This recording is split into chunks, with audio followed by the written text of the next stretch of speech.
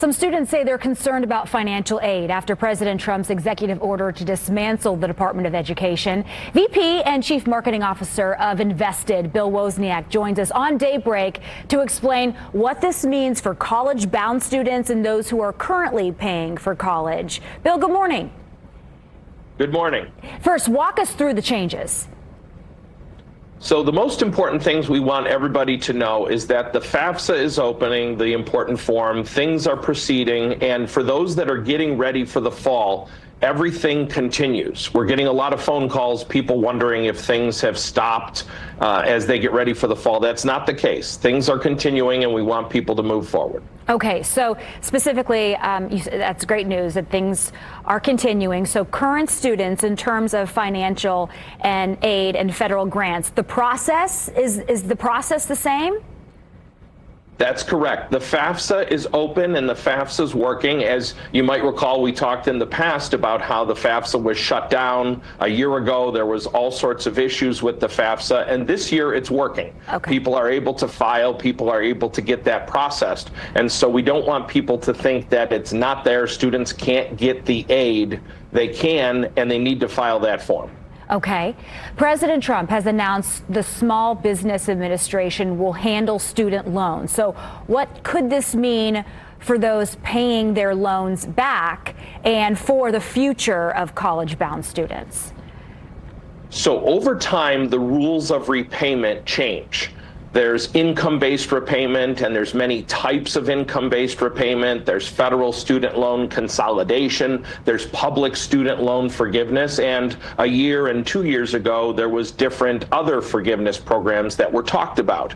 And then there's court cases that go on and rules change. So the important thing here is there are income-based repayment options. There are consolidation options, but some of the rules of those change. And that's what's sort of getting sorted out now, and that's why we always answer questions for people, because the terms and conditions do change, and that's where people get confused. But there are options, and we just help people sort through what those are. But there are options, but they evolve and change over time. Got it. So those folks, you said you've had really an influx of people calling in, asking questions. What would you tell them in summary about the current process, but more so the future of the process? Right. For the current process, file the FAFSA, get the FAFSA filed before the April 15th Indiana priority deadline. So if you're going in the fall or you're returning in the fall, get that done and get it done ASAP. And if you're a graduate or somebody who has student loan debt, even though there's been a lot of headlines and even though things change, don't think that there aren't options and you don't have some options. You do. They just might be different than what you heard 6 months ago or a year or two ago. What if students and their families can't afford the monthly payments?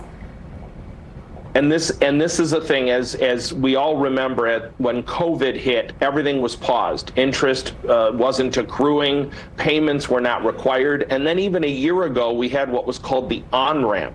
So there was a year where payments had resumed, but it wasn't going to be a credit ding. And so for the last 3-4 years, people have been in a different place. And now we've kind of returned to where payments have to occur and payments have to be made. And so hopefully people were putting a little bit away, for literally the rainy day right now, and repayments have to be made. But those are going to have to be dealt with. These things have to be dealt with. And that's, again, where some of these other repayment plans and consolidation might be an answer. And that's where we help people walk through those possible options. Such helpful information. Bill, always a pleasure. Great to see you, my friend.